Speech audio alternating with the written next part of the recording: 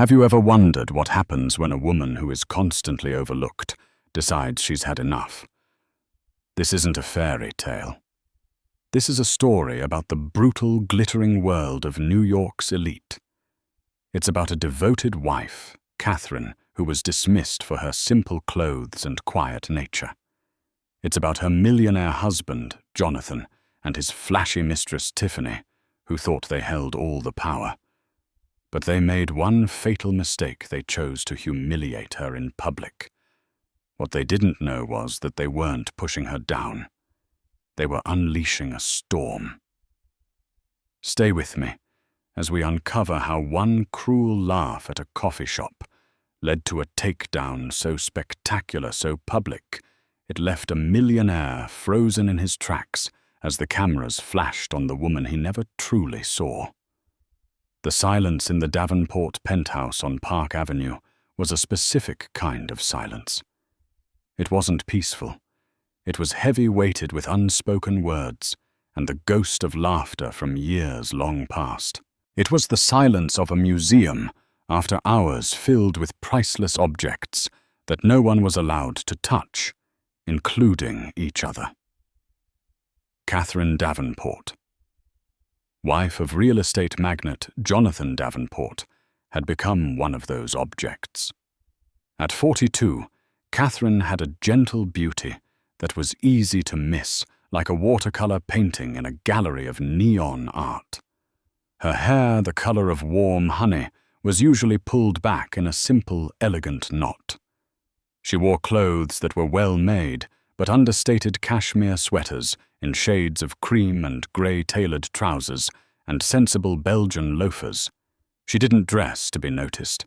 She dressed for a life that involved board meetings for the Davenport Family Foundation, visits to construction sites for the shelters they funded, and quiet afternoons in the library. Her husband, Jonathan, was the neon art. At 45, he was a man sculpted by ambition. His suits were Tom Ford, his watches were Patek Philippe, and his charisma was a weapon he wielded with lethal precision. He had built an empire from the ground up, and he never let anyone, especially Catherine, forget it. In the beginning, their partnership was electric. He was the bulldozer, and she was the architect, not just figuratively. With a master's degree in architecture from Columbia, Catherine had designed their first 3 commercial properties, the ones that had catapulted him from a small-time developer into a serious player. But as the empire grew, her role shrank. He hired big-name firms, and she was relegated to the softer side of their life, managing their home, their social calendar, and their philanthropy. She had traded her blueprints for guest lists. The distance between them now was a chasm. Dinners were silent affairs, punctuated only by the clinking of silverware against porcelain and the buzz of Jonathan's phone. He was perpetually connected to it, his thumb scrolling endlessly, a thin smile playing on his lips as he messaged people she didn't know. "Anything interesting today?"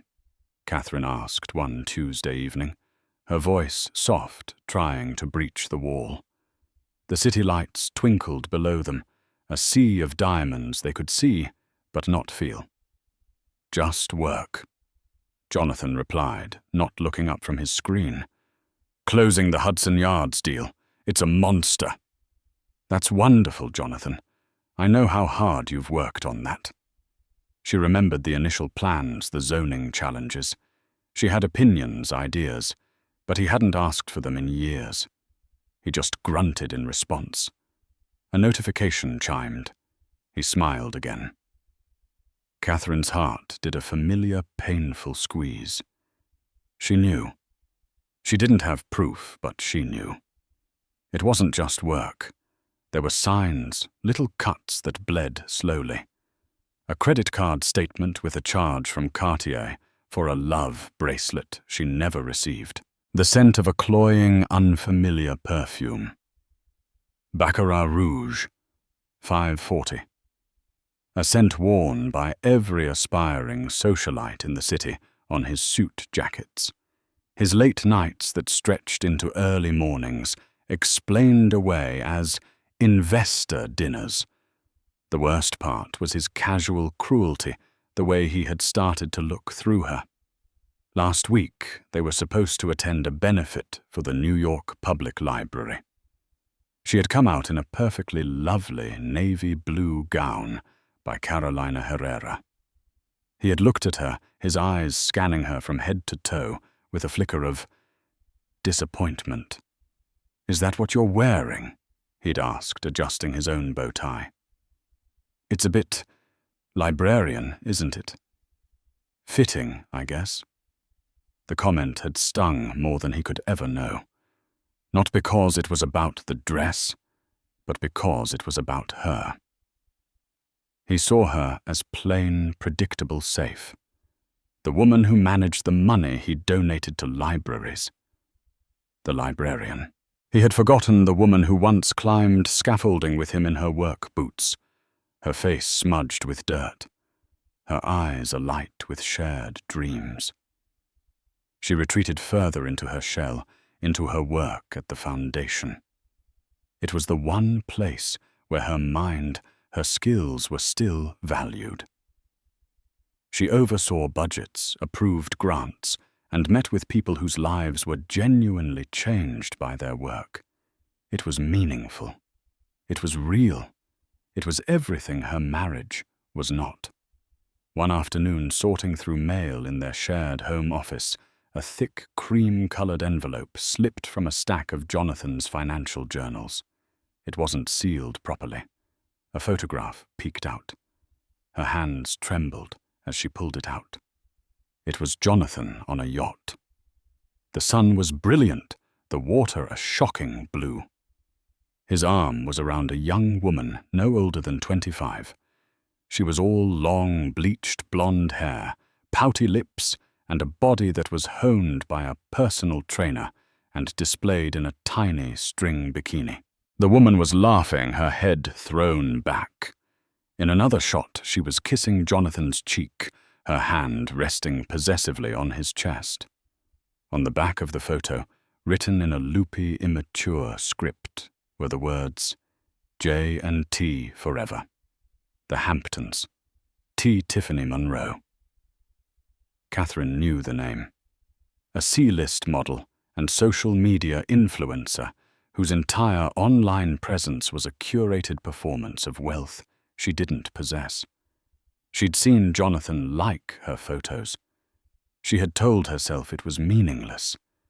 But this was not meaningless. This was a declaration. The silence of the penthouse suddenly screamed. It screamed of betrayal, of lies, of years, of being slowly, methodically erased. Catherine carefully slid the photograph back into the envelope and placed it on his desk, right in the center.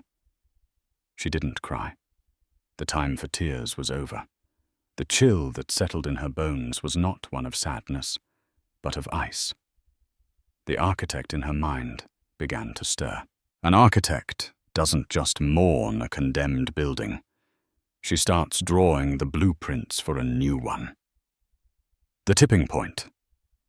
The moment the ice in Catherine's veins crystallized into jagged shards of purpose didn't happen in the sterile silence of their penthouse. It happened in the bustling, sun-drenched chaos of St. Ambreus on a Thursday afternoon. It was a calculated ambush, and Catherine walked right into it. She had a meeting with a grant recipient, a small after-school arts program from the Bronx. She chose the Soho location, hoping the vibrant creative atmosphere would be more welcoming than a stuffy office.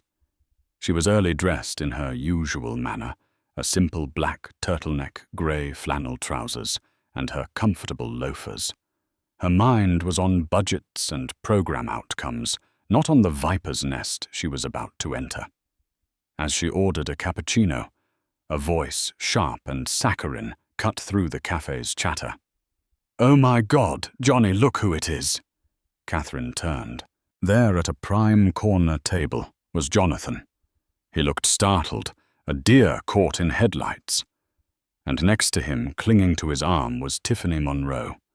In person, she was even more striking than in the photograph, a high-definition caricature of modern glamour. She wore a skin-tight, hot pink Balmain dress that probably cost more than the arts program's entire quarterly budget. Her nails were long chrome stilettos, and her face was a mask of perfectly applied makeup. Tiffany's eyes, framed by impossibly thick lashes, raked over Catherine from head to toe. A smirk curled her glossed lips. She didn't even try to hide her disdain. "Catherine, darling," Tiffany purred, her voice loud enough for the surrounding tables to hear. She stood up, pulling a reluctant Jonathan with her. "What a surprise to see you out and about. I just told Johnny we never see you anywhere fun." Catherine's face remained neutral, a feat of incredible self-control. "Hello, Jonathan. I have a business meeting." "Business?" Tiffany let out a high-pitched theatrical laugh. Her two friends at the table, clones of her in different colors, giggled in unison. "Right. The charity stuff. So sweet. Bless your heart." She looked down at Catherine's sensible outfit again. "I just love your look. It's so sustainable. Did you knit that yourself?" The insult hung in the air, thick and poisonous. The neighboring tables fell quiet. People were watching now, their phones discreetly angled. Catherine was a spectacle. The dowdy wife, the glamorous mistress, the trapped husband. It was a scene straight out of a soap opera, and they were the main attraction. Catherine looked at her husband. She gave him an opening, a chance to be the man he once was. She looked at him with a silent plea. "Say something. Defend me. Be my husband." Jonathan just stood there, his face a mottled red. He shifted his weight, tugged at his collar. He looked at Tiffany, then at Catherine, and offered a weak, pathetic shrug. "Tiffany, come on!" He mumbled a protest with no conviction. That was it. That was the moment of betrayal more profound than any photograph. His silence was his choice. He had chosen the woman in the pink dress. Tiffany, emboldened by his weakness, went in for the kill. She picked up her own cappuccino, a ridiculously large concoction, topped with a mountain of foam. "Oh, clumsy me," she exclaimed, feigning a trip. The cup tilted, and hot, milky coffee cascaded down the front of Catherine's black turtleneck and grey trousers. A collective gasp went through the café. The coffee wasn't scalding, but the humiliation was. It soaked her sticky and warm. "Oh my God, I am so sorry," Tiffany said, her eyes wide with fake horror. She dabbed at Catherine's chest with a flimsy napkin, her touch condescending. "It's just, this outfit probably cost $10. Right, I'll have Johnny buy you a whole new one. Maybe something from this decade." Catherine didn't flinch. She didn't look at the stain. She didn't look at Tiffany. She looked directly at Jonathan, her gaze so cold and clear it seemed to sober him up for a split second. She saw a flicker of fear in his eyes. He finally saw that he had gone too far. Without a word, Catherine turned and walked out of the café. She didn't run. Her posture was erect, her steps measured. She could feel the stares on her back, hear the whispers erupting behind her. She walked past the window and saw Tiffany drape herself over Jonathan, again, laughing victorious. He didn't look victorious. He looked like a man who had just set fire to his own home. As Catherine walked down the busy Soho street, the city blurring around her, the stain on her shirt felt like a brand. They hadn't just spilled coffee on her. They had tried to mark her as irrelevant, as a disposable relic from a past life. They thought they had won. They thought they had broken her. The architect in her mind was now standing before a pile of rubble. The demolition was complete. It was time to build. Catherine didn't go home. The penthouse wasn't her home anymore. It was a crime scene. Instead, she walked. She walked for hours, the sticky coffee stain on her shirt drying into a stiff brown map of her humiliation. She walked through Soho, past the art galleries and boutiques, through Washington Square Park, watching the chess players and students, their lives humming with a vibrancy she felt she had lost. But with every step, the shock and pain receded, replaced by a glacial calm. The anger wasn't a hot, flashing fire. It was a cold blue flame, concentrated and immensely powerful. Her feet on autopilot finally led her to a familiar limestone building in the meatpacking district. She took the industrial elevator to the top floor and knocked on a large steel door. The door swung open to reveal Sophia Reyes. Sophia was everything Catherine wasn't, or at least wasn't anymore. An art gallery owner with a reputation for spotting the next big thing. Sophia was a whirlwind of sharp angles, bold colors, and unapologetic opinions. Her black hair was cut in a severe geometric bob, and she wore a vintage Issey Miyake ensemble that looked like wearable origami. Sophia took one look at Catherine, the coffee stain, the haunted look in her eyes, the unnatural rigidity of her posture, and her expression shifted from surprise to fierce loyalty. "Get in here," she said, her voice low and serious. She pulled Catherine inside, past massive, challenging canvases, and into her sleek, minimalist living space. "And tell me which bodies need to be buried." For the first time that day, Catherine's composure cracked. As Sophia poured her a large glass of brutally expensive Japanese whiskey, the story tumbled out. The penthouse, the silence, the photograph, the calculated public shaming at San Ambroios. She recounted Tiffany's words, the mocking laughter, the feel of the coffee soaking through her shirt. And worst of all, Jonathan's pathetic, damning silence. When she finished, Sophia was quiet for a long moment, swirling the amber liquid in her own glass. Her dark eyes were like chips of obsidian.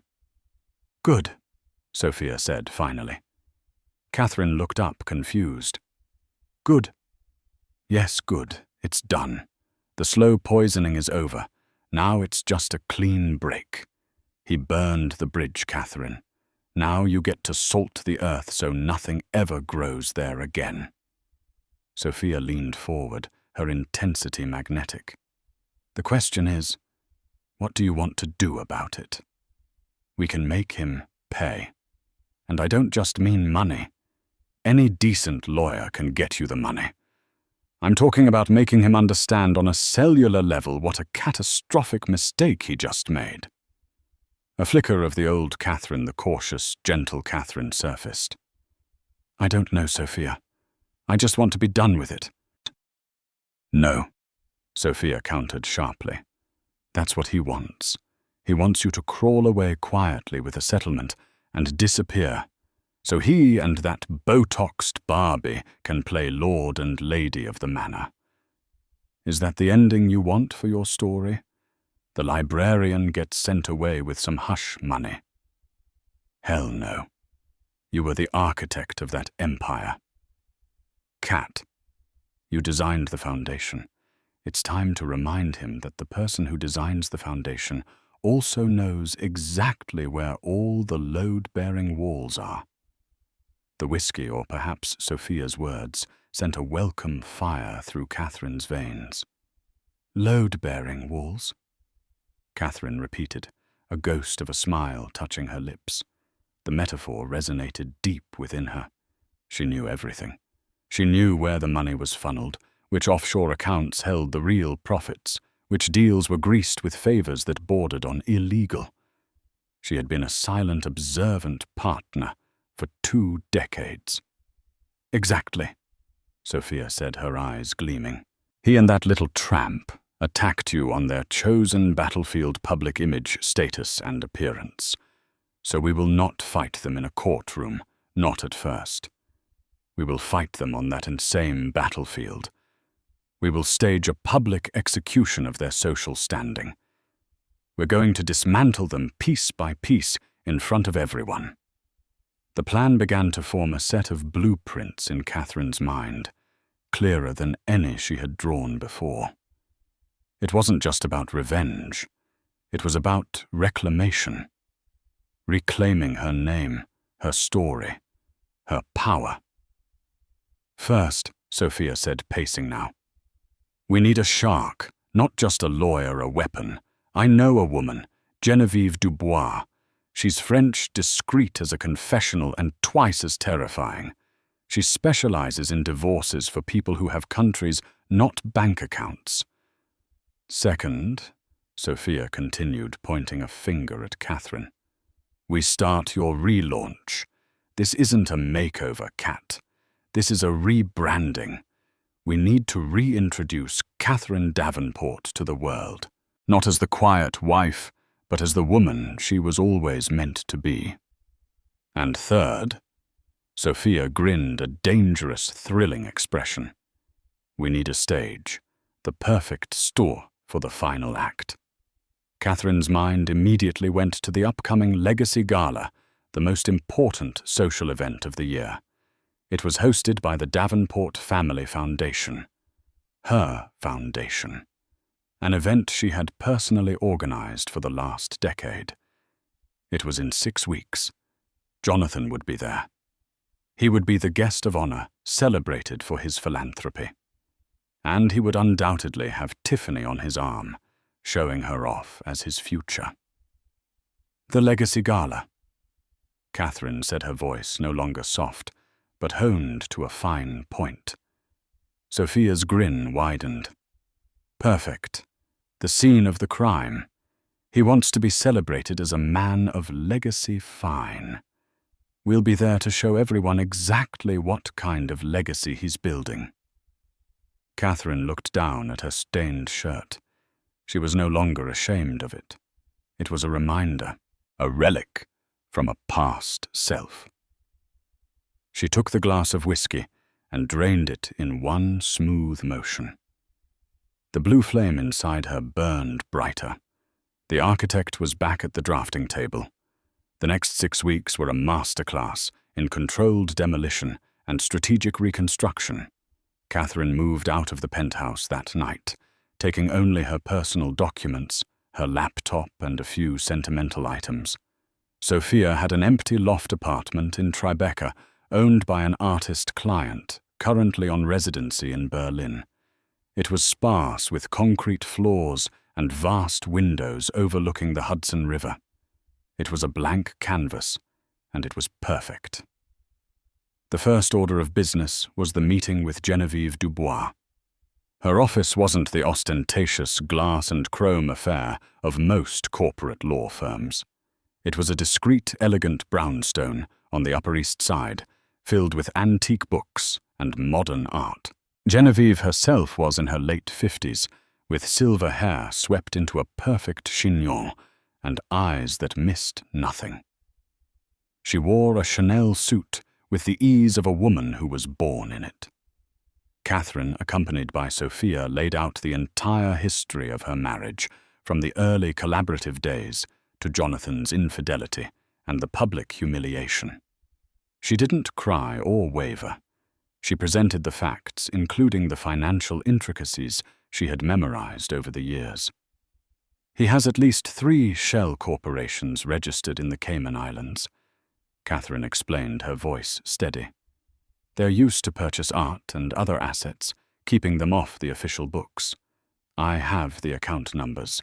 I also know about the consulting fees paid to certain city officials' pet projects around the time the Hudson Yards zoning was approved. Genevieve Dubois listened, her fingertips steepled. She didn't take notes. When Catherine was finished, she gave a small, approving nod. Mrs. Davenport. Catherine. It is rare for a client to come to me so prepared. Your husband has made 2 critical errors. First, he underestimated you. Second, he got sloppy. This Tiffany person is a liability, not an asset. Her public behavior has given us a clear narrative of emotional distress and public defamation. I don't want to just sue him, Catherine stated.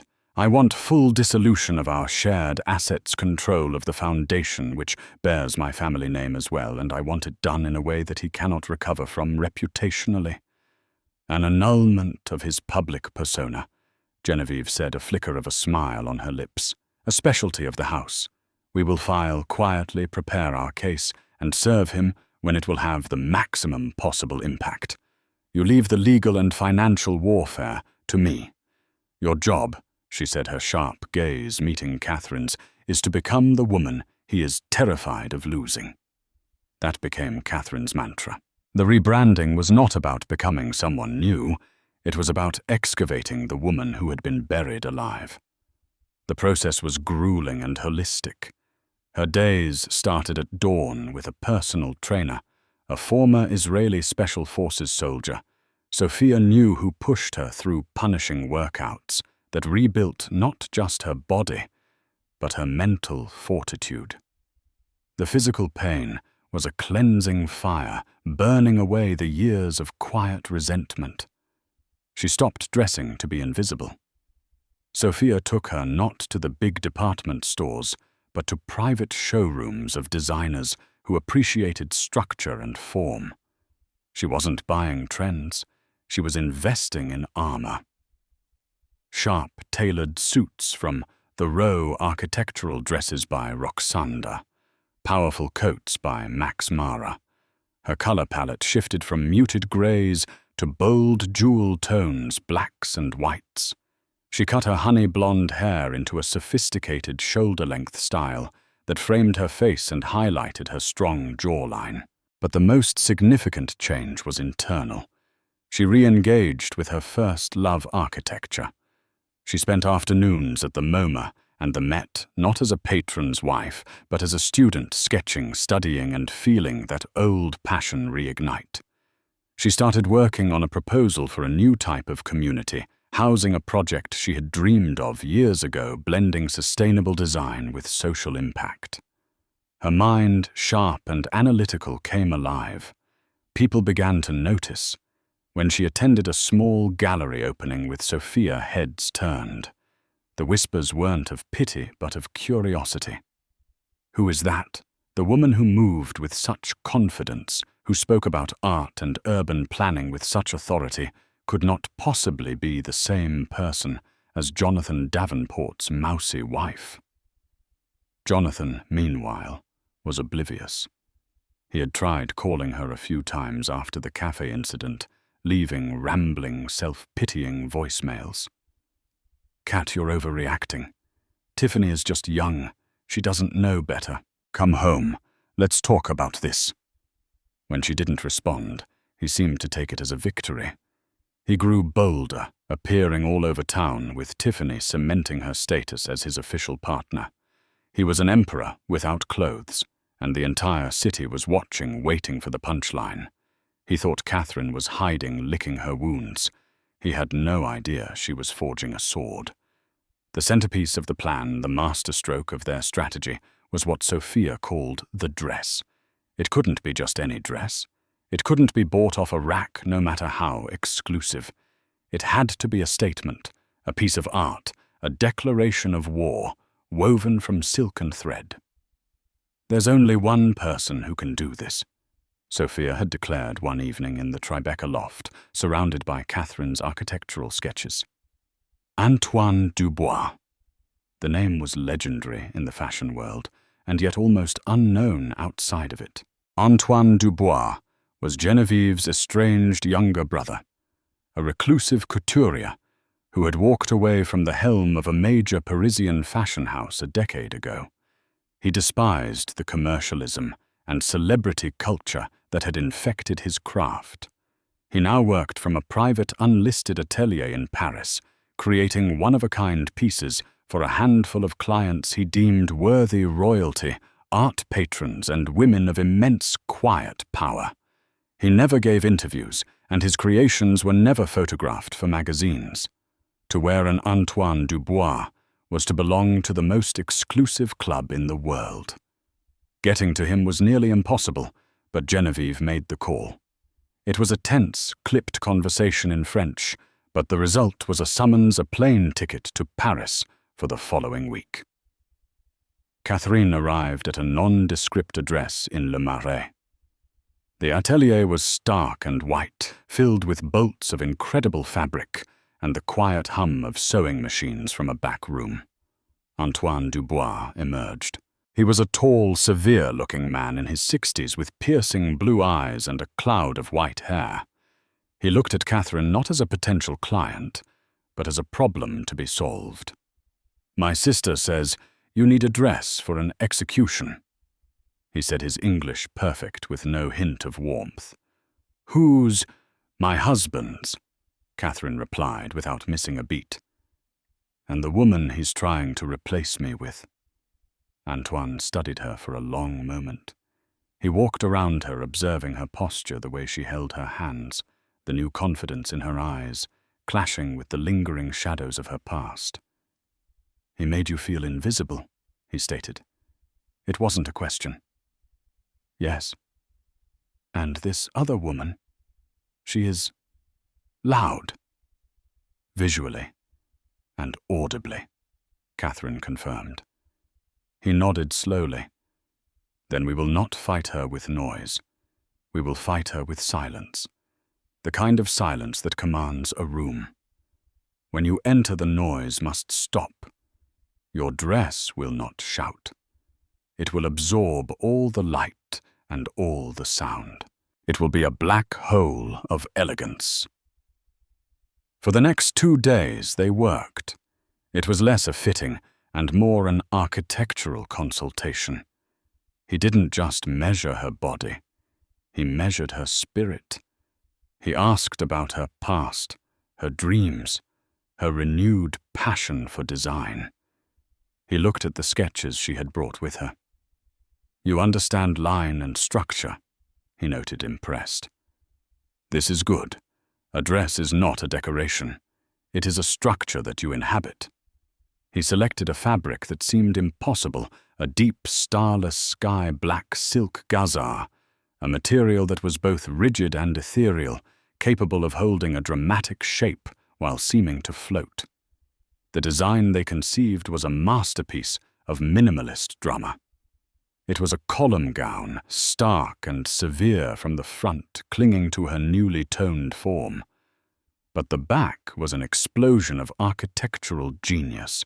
A cascade of sculpted origami-like folds flowed from her shoulders, forming a train that was not soft and romantic, but powerful and sharp like the unfurling wings of a raven. There was no beadwork, no lace, no sequins. Its power was in its cut, its fabric, and its audacity. "When you walk away from him," Antoine said, looking at the sketch, "this is what he will see. The strength you are turning your back on him with." While the dress was being painstakingly created in Paris, Catherine and Sophia assembled the rest of their arsenal back in New York.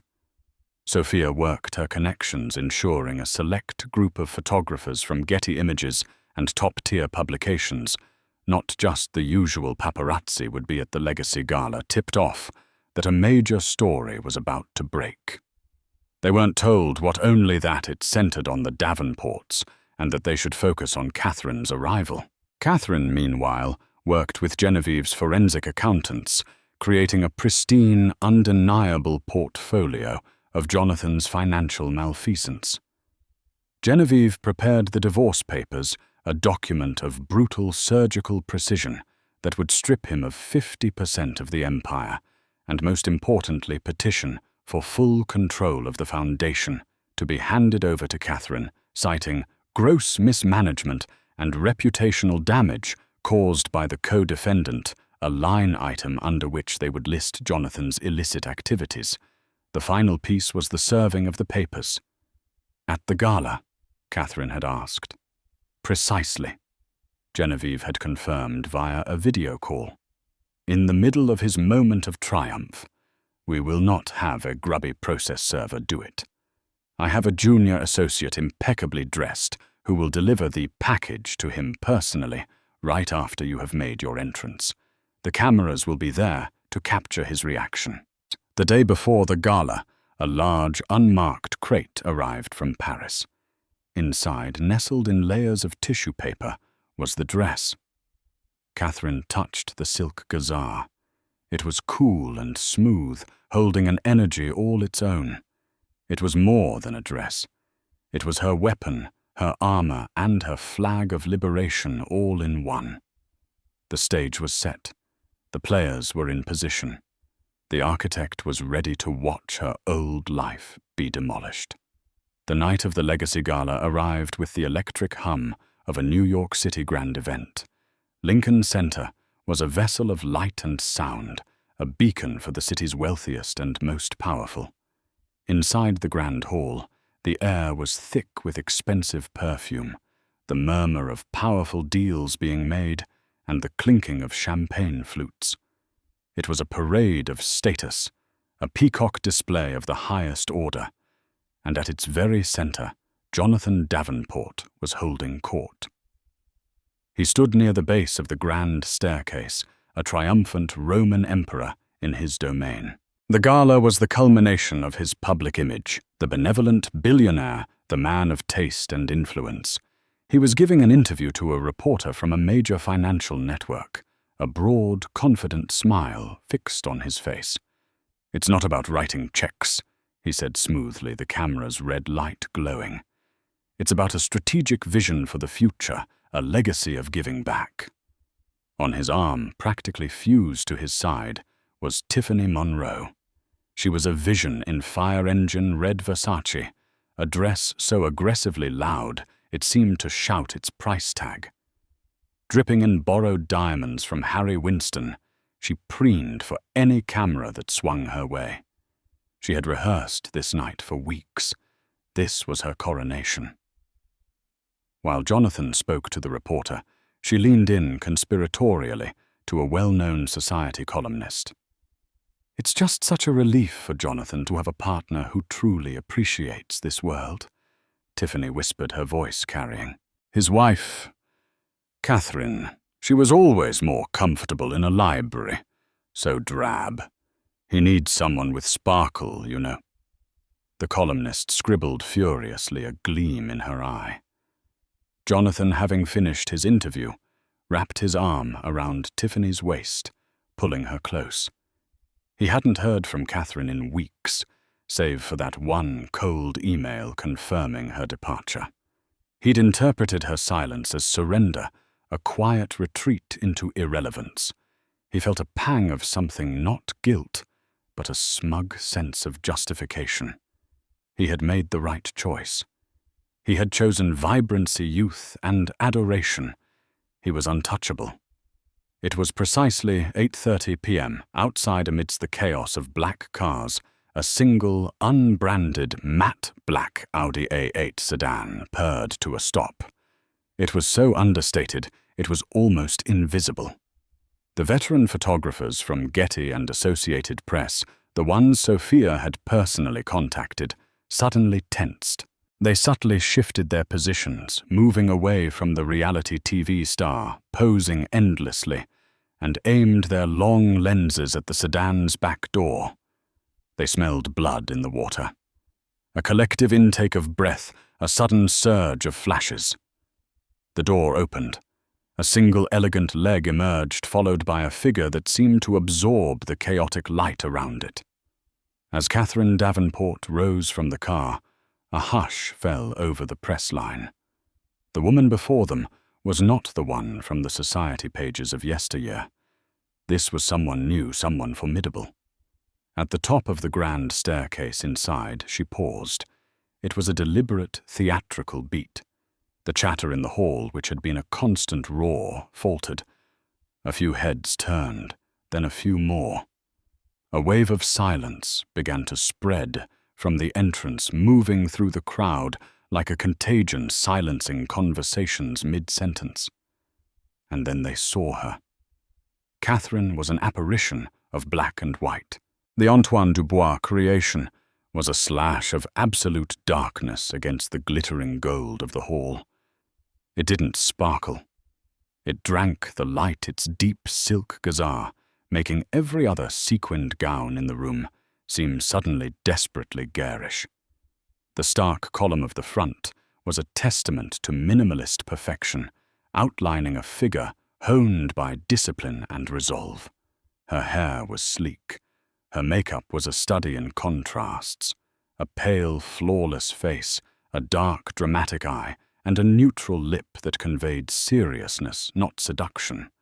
Around her neck was not a cascade of diamonds, but a single stunning piece, a futuristic architectural necklace of polished white gold that looked more like sculpture than jewelry. From her vantage point, she saw the entire tableau. She saw the socialites, the bankers, the politicians. And she saw Jonathan, his back to her, still basking in his own glory. She felt a single cold, crystalline moment of clarity. There was no fear, no anger, no sadness. There was only purpose. The architect was about to conduct her final site inspection before demolition. On the main floor, Jonathan finally noticed the unnatural quiet. He turned an annoyed look on his face, ready to make a joke about the crowd being starstruck by him. And then he saw her. He froze. It was a compulsed system and failure. The muscles in his face went slack. The self-satisfied smile dissolved, leaving a gaping hole of disbelief. The blood drained from his face, making his skin look like old parchment. The crystal award he'd been handed earlier felt impossibly heavy in his hand. He nearly dropped it. This was not Catherine. This could not be Catherine. The woman he had filed away in his mind as drab, safe, and gone had been replaced by this magnificent, terrifying stranger who was somehow wearing his wife's face. Tiffany saw his expression and followed his gaze. Her jaw physically dropped. The color drained from her own heavily made-up face, leaving a clownish mask of red lips and pale foundation. The woman on the stairs made her red Versace look like a cheap costume. In that one soul-crushing instant, Tiffany understood she had been utterly and completely outclassed. She was a firecracker next to a supernova. Catherine began her descent. She moved with a slow, deliberate grace, each step measured and confident. The architectural fins on the back of her gown billowed with the controlled power of a raven's wings. The dress didn't sway. It commanded the space around it. The cameras followed her every move, their frantic flashes creating a strobe effect that made her seem otherworldly. As she reached the bottom of the stairs, a new court began to form around her. The city's true power brokers, not the flashy newcomers, but the old money titans and intellectual elites approached her. Marcus Thorne, the reclusive head of the MoMA board, kissed her hand. "Catherine, you are a masterpiece," he murmured. Sophia was there waiting and greeted her with a warm embrace and a whispered checkmate. Jonathan jolted from his trance, stumbled forward, pushing past people who now looked at him with pity and contempt. "Cat!" He croaked, his voice a raw thing. "What is this? What are you doing here?" He reached for her arm, a desperate, possessive gesture. She moved back a fraction of an inch, just enough to break contact. Her gaze swept over him from his panicked eyes to his expensive but now ill-fitting tuxedo with an expression of profound indifference. It was the look one gives a stranger who has asked for directions.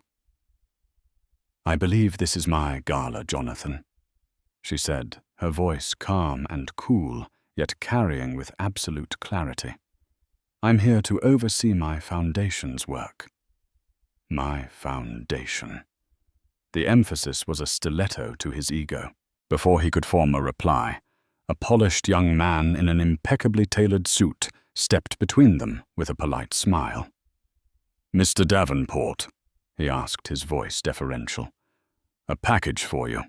Urgent delivery." The young man handed Jonathan a thick, elegant vellum envelope. Confused, Jonathan tore it open. Inside were the divorce papers. His eyes, wide with horror, scanned the first page, Catherine Marie Davenport versus Jonathan Cole Davenport. He saw the demands, 50% of all known assets. He saw the appendices listing with horrifying precision the shell corporations, the offshore accounts, the secret art acquisitions. The cameras cued by Sophia zoomed in their lenses like microscopes, capturing the exact moment the millionaire's face crumpled in utter ruin. He looked up at Catherine, his face a grotesque mask of panic desperation and betrayal. "You," he whispered. Tiffany finally found her voice and let out a wretched scream. "What did you do?" she shrieked at Catherine before turning on Jonathan. "Is this what she gets? What about me?" But no one was listening to her. The photographers, smelling the kill, surged forward, their flashes merciless, blinding, capturing Jonathan's complete and utter unraveling. They captured Tiffany's hysterical, grasping hands. Catherine, however, was already turning away. She did not give them the satisfaction of a backward glance. She was the calm eye of the hurricane she had created. As she walked away, flanked by her new, powerful allies, the magnificent, sharp wings of her gown were the last thing Jonathan saw clearly. The cameras flashed again and again, illuminating the wreckage. Jonathan Davenport, the great real estate magnate, stood frozen, holding the blueprints of his own destruction, a fallen statue in the middle of his own ruined party. The shockwave from Catherine's arrival did not dissipate. It intensified, tearing through the grand hall at Lincoln Center with the force of a controlled demolition. As Catherine turned her back on her frozen, paper-clutching husband, the room fractured into 100 different dramas. Tiffany Monroe let out a sound somewhere between a shriek and a sob, her mask of glamour cracking to reveal the raw panic beneath. "Johnny, do something," she hissed, grabbing his arm. But he was catatonic, his eyes following the architectural masterpiece of a gown that was walking away with his life. The guests, vultures of high society, immediately knew which side to flock to. A powerful dowager, a woman named Beatrice Vanderbilt, whose family had run New York for a century and who had never given Catherine more than a cursory nod, intercepted Catherine near the champagne bar. "My dear," Beatrice said, her voice like gravel and diamonds, "that was the most magnificent entrance I have seen since Wallace Simpson walked into a room. You must tell me everything about your new housing initiative. I read your preliminary brief. It's brilliant." The power had shifted instantly and irrevocably. Catherine was no longer an accessory. She was the asset.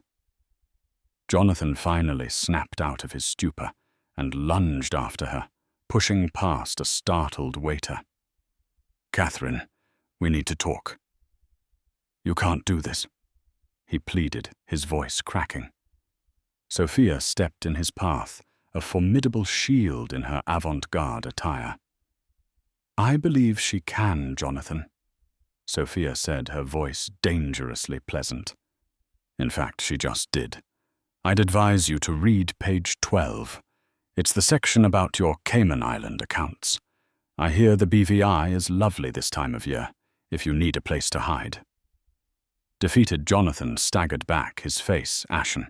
The last Catherine saw of him that night, he was being steered towards a side exit by his panicked assistants, while Tiffany, abandoned and sobbing, was being recorded on a dozen iPhones. The next morning, the city awoke to a media tsunami. It was a bloodbath in print and pixels. Page 6 ran the headline, "Davenport demolished jilted wife's couture, coup freezes real estate king."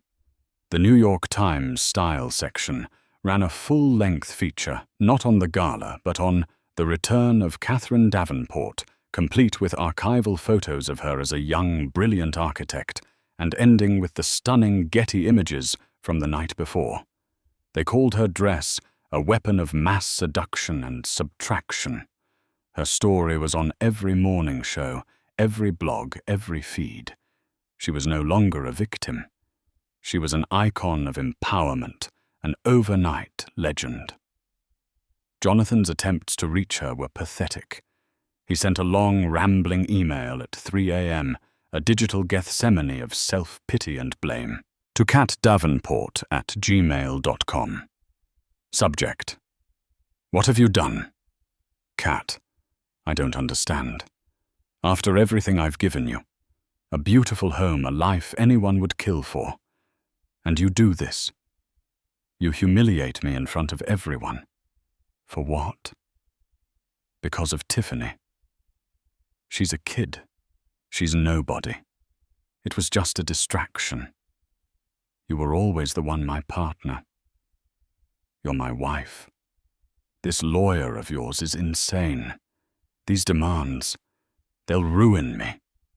They'll ruin everything we built. You can't take the foundation. That's my legacy. Please, Cat, let's just talk. Fire the lawyers. Come home. We can fix this. Yours, Jay. Catherine read the email, once her face impassive. She saw no remorse, only terror at his own impending losses. She typed a one-word reply: no. Then she blocked his email address and deleted the message. The legal battle Jonathan feared was in reality a swift execution. The final meeting took place in Genevieve Dubois's silent, book-lined office. Catherine sat on one side of a massive mahogany table, poised and calm, in a steel-grey power suit. Flanked by Genevieve, she looked like a queen. On the other side, Jonathan sat slumped and haggard, his own lawyers looking thoroughly defeated. The undeniable evidence of his financial shell games, coupled with the catastrophic reputational damage, left him with no cards to play. He looked across the table at Catherine, his eyes pleading. "Don't do this, Cat." Catherine met his gaze, her own clear and steady. "You mean don't finish what you started? You made me invisible, Jonathan. I'm just making it official."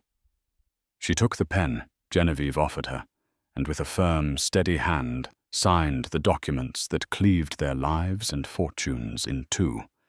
The most satisfying signature was the one that transferred sole ownership and control of the foundation to her. His legacy was now hers to redefine. Her first act was to issue a press release announcing the foundation's new name, the Catherine M. Davenport Foundation. The removal of his first name was a final public erasure. Her second act was to sell the Park Avenue penthouse. She walked through it one last time with the realtor. The heavy silence, no longer oppressive, but merely empty. It was a museum to a life that no longer existed, and she felt nothing but the relief of escape. She didn't buy another palace. Instead, she purchased a sun-drenched duplex loft in the West Village, a space with history and character. She designed the interior herself, filling it not with priceless objects meant to impress, but with things she loved: floor-to-ceiling bookshelves, comfortable furniture, drafting tables, and large plants that thrived in the light. It was a home, not a showcase. 9 months after the gala, Catherine stood on a muddy construction site in Brooklyn's Brownsville neighborhood. The crisp autumn air smelled of wet earth and possibility. Dressed in designer work boots, tailored black jeans, and a hard hat, she was radiant. Before her, the steel skeleton of a building rose towards the sky. This was her project, the one she had sketched out in the Tribeca loft, the Phoenix Project. It was a revolutionary concept in supportive housing, blending beautiful, dignified design with integrated social services, sustainable energy, and community gardens. It wasn't a handout. It was a hand-up, designed with the architectural grace usually reserved for luxury condos. Sophia Reyes was there leaning against a truck, holding 2 coffees. "You know," Sophia said, handing a cup to Catherine, I almost miss the days of scheming and plotting revenge." Catherine laughed, a real unburdened sound that carried across the sight. "The Couture was just the blueprint for the demolition soff. This," she said, tapping a rolled-up set of plans in her hand, "is the new construction. It's a lot more satisfying." A group of community leaders approached, their faces bright with excitement. Catherine spent 20 minutes with them, not as a detached benefactor, but as a partner, discussing the layout of the daycare center and the plans for the rooftop greenhouse. She listened, she collaborated, she cared. This was a legacy of substance, not of stone and glass towers bearing a man's name. Later that evening, back in her loft, she looked out of the window at the city lights. Her phone buzzed. It was a text from Antoine Dubois in Paris. A picture of a single perfect white orchid against a black background. A sign of his continued quiet respect. She smiled and texted back a photo of the steel beams of her building against the vibrant sunset. She captioned it, "La nouvelle structure est plus forte." The new structure is stronger. She was no longer Catherine Davenport, the millionaire's wife. She was Catherine Davenport, the architect, the philanthropist, the woman who had been underestimated, publicly humiliated, and had responded not with tears, but with a better blueprint. She had designed her own escape, built her own future, and in doing so created a life of profound meaning. As she looked out at the sprawling, glittering city, not from a gilded cage, but from a home of her own making, she knew she wasn't just free. She was foundational. And that is how Catherine Davenport reminded the world, and more importantly herself, that the quietest people often have the most powerful plans. Her story isn't just about a stunning dress or a satisfying moment of revenge. It's a powerful testament to the fact that your worth is never determined by someone else's opinion. It's about taking back your own narrative, rediscovering the passions you set aside, and understanding that true power doesn't come from who you're with, but from who you are. Catherine was always an architect. She just had to decide to start building for herself again. What did you think of Catherine's epic comeback? Do you believe in the power of a strategic public takedown? Let me know your thoughts in the comments below. If this story resonated with you, please give this video a thumbs up and share it with someone who might need a reminder of their own strength. And of course, don't forget to hit that subscribe button and ring the notification bell so you won't miss our next real-life drama.